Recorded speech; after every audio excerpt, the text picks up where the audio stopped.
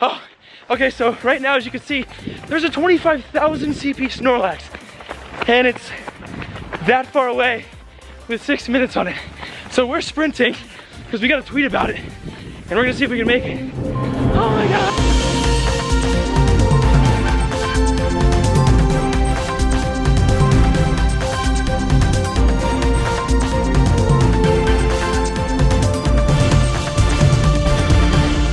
Det er ikke umulig at Pokémon-feberen kommer til å ramme oss igjen nå i sommer.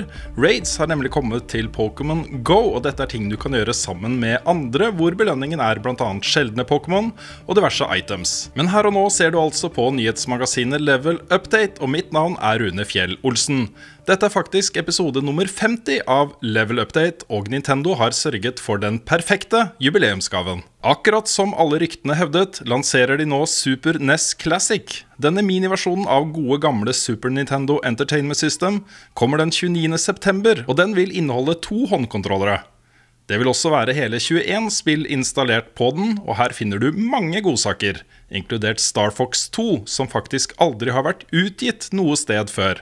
Det var helt ferdig, men kom såpass sent i SNESens levealder at Nintendo mente det var avleggs. I tillegg finner du udødelige klassikere som Donkey Kong Country, Earthbound, The Legend of Zelda A Link to the Past, Mega Man X, Super Castlevania 4, Super Mario Kart, Super Mario RPG, Super Mario World, Yoshi's Island, og det spillet som i mine øyne er det aller beste SNES-spillet av dem alle, Super Metroid. Og bare så alle er nevnt, de andre spillene i pakken er Contra 3, Final Fantasy 3, som egentlig er Final Fantasy 6, F-Zero, Kirby's Superstar, Kirby's Dream Course, Secret of Mana, Street Fighter 2 Turbo, Super Goals and Ghosts og Super Punch-Out. Super NES Classic vil være tilgjengelig for salg ut 2017, og selv om alle utsalgssteder som har begynt med forhåndssalget ble utsolgt umiddelbart, lover Nintendo USA at de vil produsere langt flere versjoner av denne enn de gjorde av fjorårets NES Classic.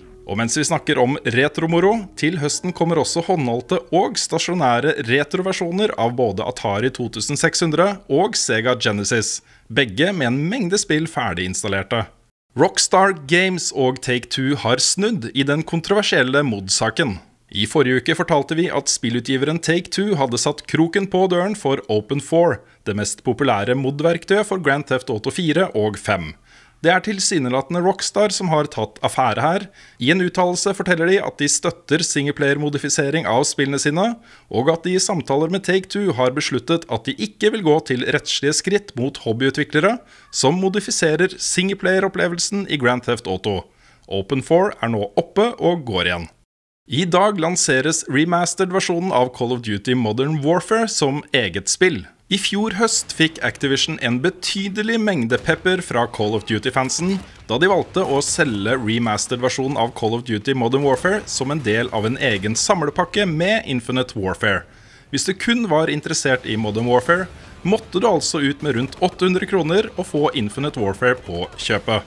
Senere i vinter ble det delt ut mer pepper. Activision lanserte plutselig en egen map-pack til Modern Warfare, 4 klassiske Modern Warfare-maps til $15. Og nå går de altså tilbake på forsikringene om at Modern Warfare ikke ville bli lansert som eget spill. Ikke nok med det, prisen du må betale er i praksis det samme som et nytt fullprisspill. Du kan velge å kun kjøpe Modern Warfare, det koster ca. 450 til 500 kroner, men du bør også kjøpe map-packen til rundt 150 kroner for å ikke få en broket multiplayer-opplevelse. Den map-packen er nemlig ikke inkludert når du kjøper spillet. Jeg skal ikke dømme deg hvis du synes dette er helt fair og gleder deg til å spille Modern Warfare i sommer, men jeg synes det er på sin plass å poengtere at dette ikke akkurat er det mest forbrukervennlige jeg har sett fra en spillutgiver. Fenomenet PlayerUnknown's Battlegrounds har nå tjent inn ufattelige $100 millioner. Det er snakk om over 4 millioner solgte spill de første 13 ukene, til tross for at det kun er ute i Early Access på Steam og altså ikke er ferdig utviklet. Det går mot en full lansering på PC og Xbox One i 2018, og frem til det vil det komme en mengde oppdateringer som gjør det stadig mer ferdig. Den ferskeste av disse er en justering av spillets loot-system, som blant annet gjør det mer vanskelig å finne de beste våpnene i spillet. En egen zombie-modus er også på vei senere i år. I morgen har vi i Level Up en helt spesiell livestream på gang. Carl og jeg reiser ned til Kristiansand for å streame live fra kultur- og konserthuset Kilden. På programmet står blant annet Switch-favorittene ARMS og One2Switch. Og du kan oppleve dette på Twitch TV/levelupnorge fra klokken 16:30 til klokken 18:00. Vi har denne streamen for å teste hvilke muligheter vi har i Kilden. Den 19. august skal vi nemlig ha et digert liveshow der, med podcast, duell, spennende intervjuer og et helt spesielt Let's Play-konsept. Billettene til det showet er tilgjengelige på kilden.com. Og med det tar faktisk Level Update sommerferie. Jeg er tilbake med ferske spillnyheter fra starten av august, og frem til det håper jeg du får en nydelig sommerferie. Jeg avslutter denne gangen med et klipp fra Michel Ancel's Beyond Good and Evil 2. Under E3 holdt han en tech-demo bak lukkede dører på E3, og det er den tech-demoen de har nå gitt ut på YouTube. Det blir noen utdrag fra den. Ha det bra, folkens! So here the mothership is like a home, a house for the player. That one is about 400 meters long, and you can have your crew inside, of course your main character, but also your spaceships. So if you start in the game without anything, and you get your first spaceships, even if then later you have a larger spaceship, you can keep the smaller one into the big mothership. That's the same thing for the crew. If you start with 1 or 2 members in your crew, then you can have them in your big mothership later. That gameplay mechanic of what we call the Russian dolls, so bigger, smaller into the bigger, and then your characters, is very close to what we had in fact in Beyond Good and Evil 1, when the characters were getting out of the hovercraft. So here we have that monkey, which is my playable main character here, but of course in that game, you can select your character and create your own character. Just to give you a feeling of scale, that ship is about 20 meters long, and the other one, the mothership, is about 400 meters long. I'm going to go close to it so that you can see the size. So I just want to show you something interesting about the scale and the feeling of scale. So I'm going to land on the top of the statue, and you will realize how big it is.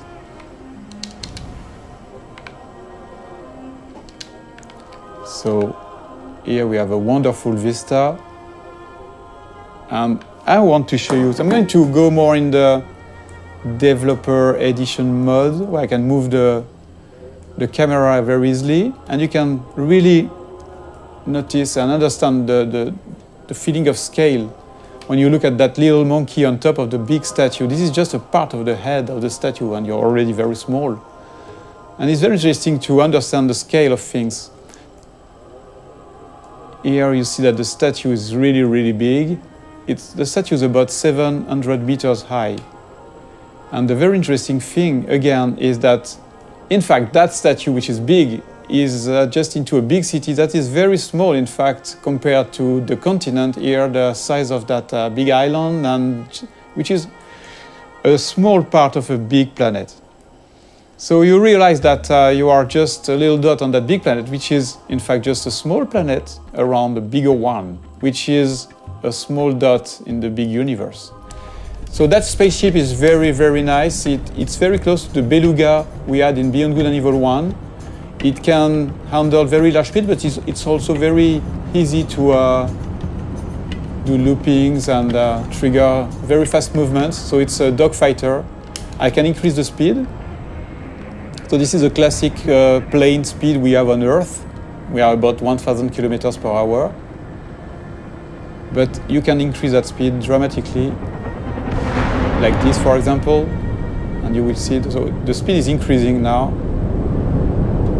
You see that it's about 5,000 kilometers per hour. Let's go back in the city so that we can really understand the speed, and I can increase the speed again. Whoa. Use some tricks, movements, and then we are going to do a looping, for example. So you can combine anything, any movements, and the very nice thing too is that you can even increase the speed to 20,000 kilometers per hour, which is a lot. I'm going to try, to drift like that. So at any time you have the drifting mode, you have all these very interesting movements. But of course, the biggest things you want to do in this kind of situation is to go in space. So let's trigger higher speed. And you see this little effect around the spaceship is because of the friction of the atmosphere. If I don't increase my speed, there is no reason to have more friction. But if I'm increasing the speed, you will see that the effect is stronger. And same thing if I'm going very, very fast. So depending on the quantity of atmosphere, you can have a stronger effect. Until you start burning. But you see, with those very high speed, you can really travel very, very far and very fast. Just changing the time of the simulation so that we can appreciate the wonderful view in space. So if I decide to go on this planet or the satellite, which is somewhere around there, I can go there seamlessly. And the further you are of the planet, the faster you can go because there's no more atmosphere, so no more friction. So here I still have a little friction. But of course you can go back onto the planet whenever you want.